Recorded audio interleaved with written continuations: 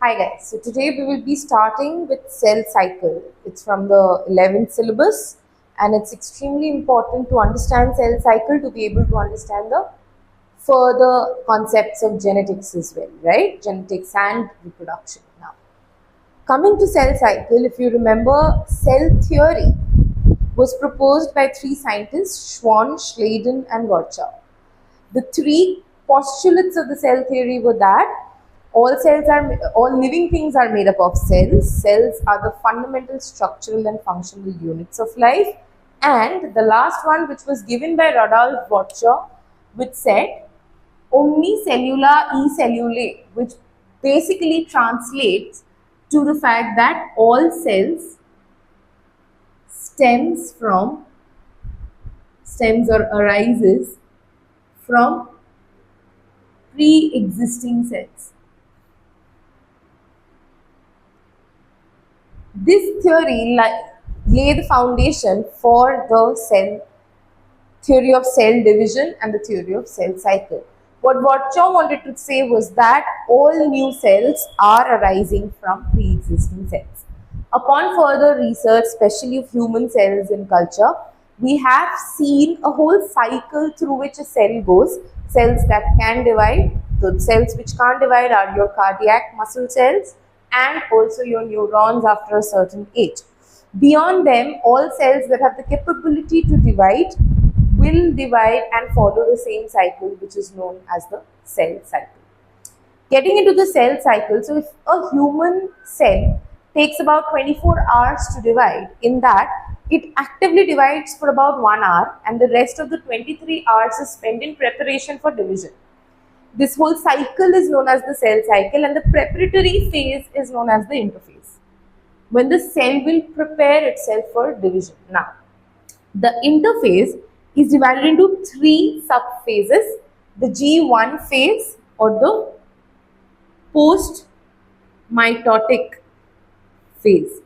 So, basically one cell has just divided to give two daughter cells and each of these daughter cells will individually enter the G1 phase or the first growth phase, growth 1 phase or the post-mitotic phase. In the G1 phase, the cell will prepare itself, start massively preparing for an upcoming round of division, right? So what it does during this phase is that it produces proteins required for cell division, so required for division. Also, there are replication of organelles that would happen because the cell will have to give its organelles to both its daughters, right? Now, during this phase, the cell primarily has three options. So just because it is a new cell, it is a daughter cell, from G1, it can proceed to go through the cell cycle and do another round of division, right? Or it can proceed to not go further into cell cycle and go into the G0 phase. The G0 phase or the resting or the quiescent phase is the phase when cell cycle is arrested. Okay, so now why is this phase important and why is then G1 called the checkpoint? It's known as the checkpoint because at this point the cell will be checked for its fitness to further divide, because if a cell is unfit, if it has any diseases within it, if it divides, their numbers would increase and that could potentially be harmful, right? So now in G1, the cell will decide whether to proceed with the cycle or to go and get arrested in G0. Sometimes arrest also happen for differentiation. So they will get arrested in G0 and will get further differentiated, right? Once any cell will pass through the G1, they will for sure complete the cycle. So the biggest checkpoint will be at the G1 checkpoint. Okay. Once the cell crosses G1, it reaches the S phase or the synthesis phase. Now, S stands for synthesis because during this phase, replication of DNA will happen.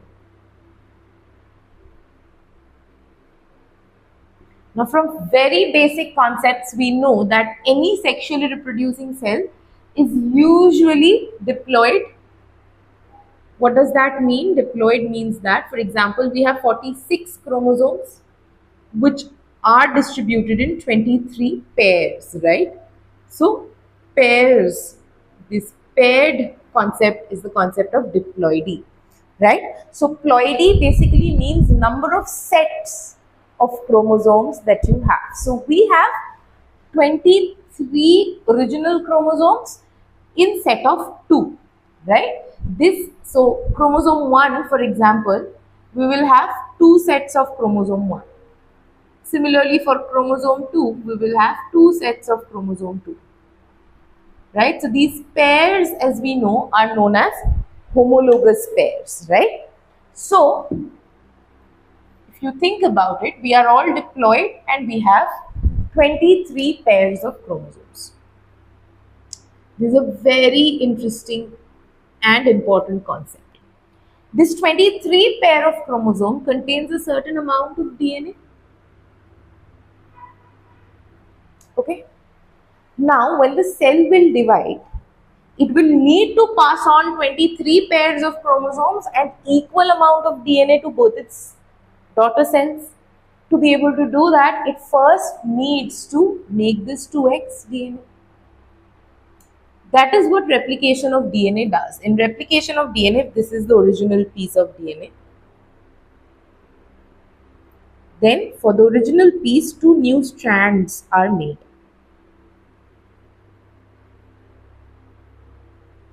So, instead of having one original, now you have 2 pieces of DNA. So, the DNA will double in quantity. Even though the DNA will double in quantity, the number of chromosomes will stay the same, right? So, if this was the chromosome which contained the original DNA, it will have to now accommodate double the amount. To accommodate double the amount, it synthesizes some core proteins known as the kinetochores and forms an arm from the primary constriction. These 2 arms are then known as the chromatids. Right? So, even though the DNA has doubled to 2x, we actually use C to denote this quantity.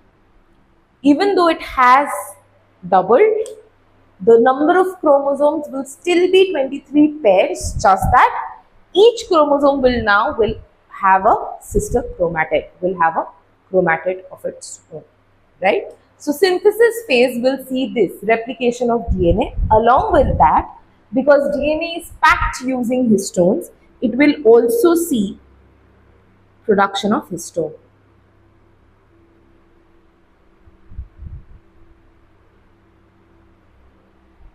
Yeah.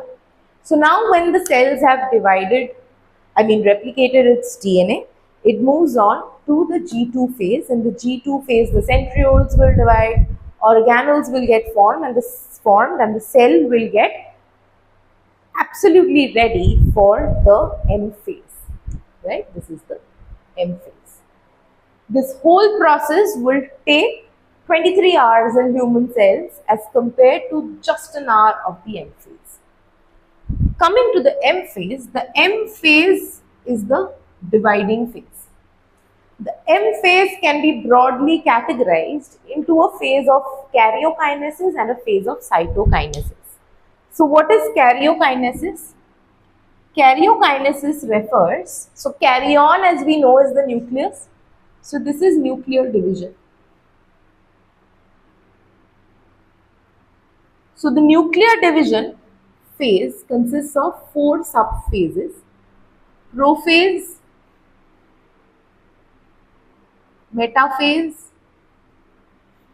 anaphase, and telophase. This is when just the nucleus will divide, which means there will be chromosomal distribution. The DNA will be distributed into 2 nuclei equally. Okay, the amount of DNA going into each cell will be equal. The number of chromosomes may vary depending on which cell is doing the division. But remember this, that the original amount of DNA will always stay the same. I know this might sound confusing, but it will get clearer when we do concepts of mitosis and meiosis in further detail, right? Now, after karyokinesis is done, the nuclear division is done, the cell membrane or the cell wall in a plant cell. The cell membrane, basically, the plant cell has a rigid cell wall, right? Cellulosic or lignified cell wall, which cannot divide. Therefore, the cell membrane now has to divide such that you have two distinct cells. For that to happen, we have cytokinesis, which is known as which is basically the division of cell membrane, division of cytoplasm and cell membrane. So then, once M phase begins, initially the nucleus will divide such that the DNA is distributed equally and the chromosomes are also distributed based on the type of the division. And then the cells will divide, the cytoplasm, the organelles as well as the cell membrane will cut off and make two distinct cells. Once that is done, the two distinct cells would obviously be called the daughter cells. Now from here on again, the daughter cells can decide to go into G1 or move into G0. That's also quiescent. Okay. In G1, if they enter G1, then they will undergo protein synthesis, prepare themselves for DNA replication. In S, they will replicate the DNA. In G2, they will prepare for the division. Finally, go into M again. So this cycle will continue for cells that are continuously dividing. Right? Moving on to types of division. There are two very broad classifications. One is mitosis, the other is meiosis. So mitosis is also known as equational division. Why is it called equational division? Because if we are talking about humans, in the mother cell you have 23 pairs of chromosomes. In the daughter cells as well, you would have 23 pairs of chromosomes. So the chromosome number will be maintained. The chromosomal number will not reduce, right? Therefore, it's called the equational division. So what is the significance of this kind of division? The significance is that, think about the zygote. The zygote is a totipotent cell, as we discussed, right? Now, the zygote divides multiple times to give us our adult forms. Whatever we are today originated or started from the zygote. If the zygote had not done mitosis, and if it had reduced the number of chromosomes in every cycle of division, the problem that we would have had is that our adult body would never have a homogeneous composition of DNA or composition of chromosomal cells having equal number of chromosomes, and therefore there would be malfunctions, obviously. Mitosis helps in equational division in producing exact clone cells. So this daughter cell is an exact clone of this mother cell, and therefore it retains all the functionality of the mother cell, which is extremely important in development. So one of the biggest significances of mitosis is growth. Other than that, any injury that we have, for example, if I have a scratch, if I have a cut here and it's stitched, it heals after some time. How does the healing happen? It happens because the skin cells divide and fill up the space, whatever there is, right? So that is also mitosis. So it helps in healing of injuries as well.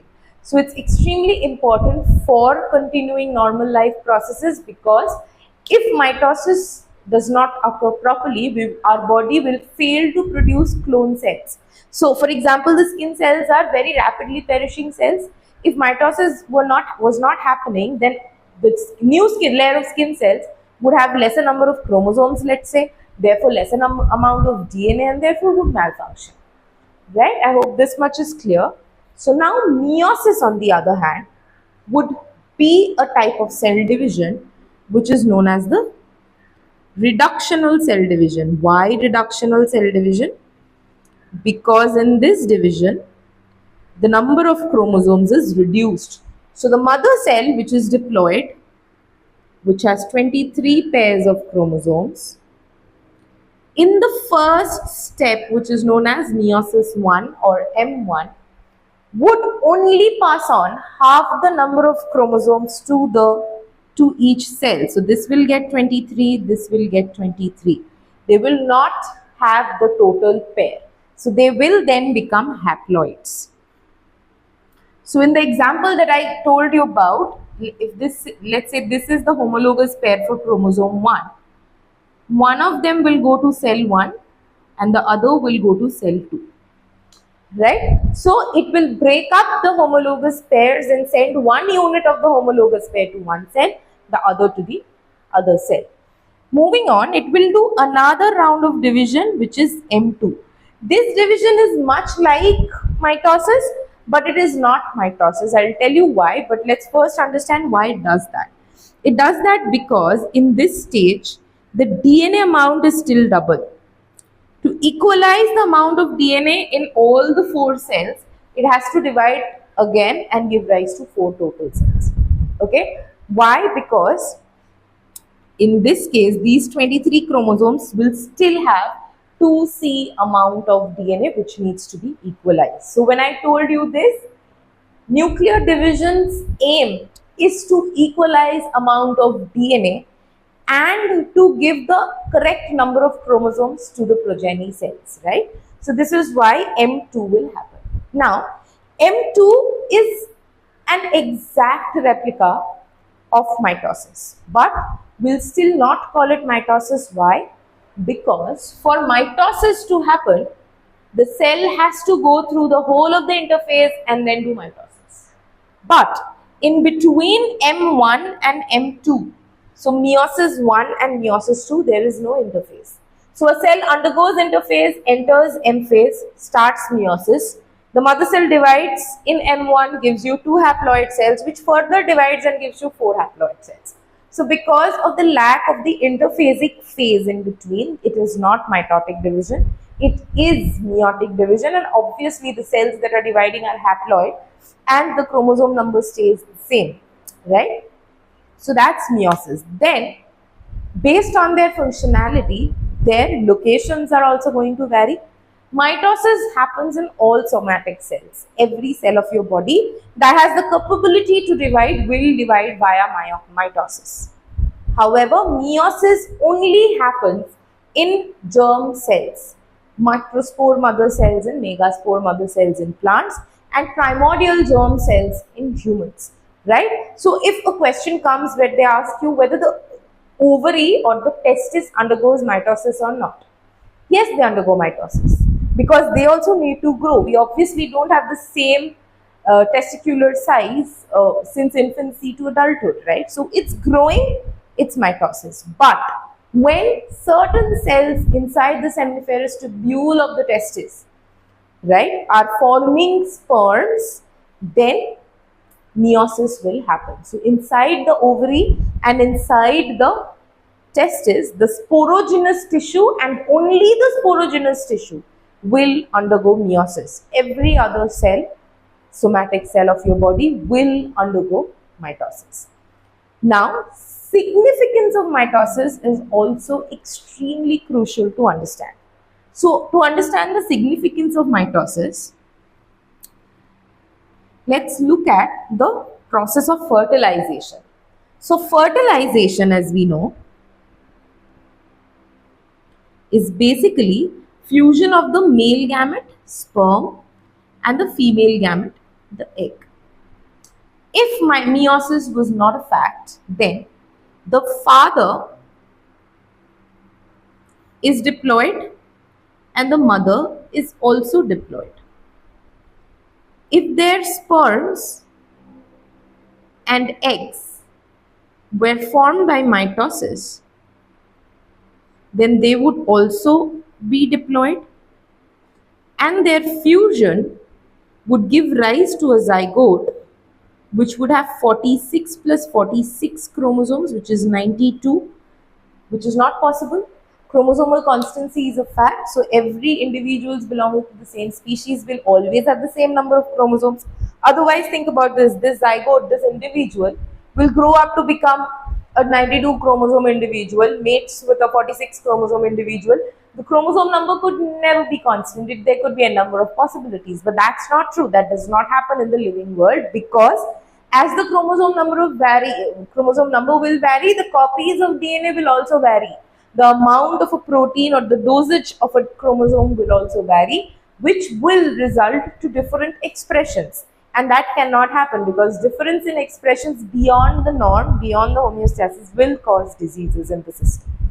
Therefore, this was not a possibility. Now, what meiosis helps us in is that meiosis reduces the chromosome number such that the sperms and the eggs become 23 chromosomes each, haploid. And therefore, when they would fuse to give you the zygote, the constancy of the chromosome number will be maintained at 46. So continuation of species is done by reproduction, and constancy of chromosome number, constancy of species equilibrium, genetic equilibrium, gene pool, is done by meiosis. So without meiosis, it would be impossible to have a constant chromosome number species, and that would have been a chaotic situation. That's not possible. Correct? So that is the significance of meiosis.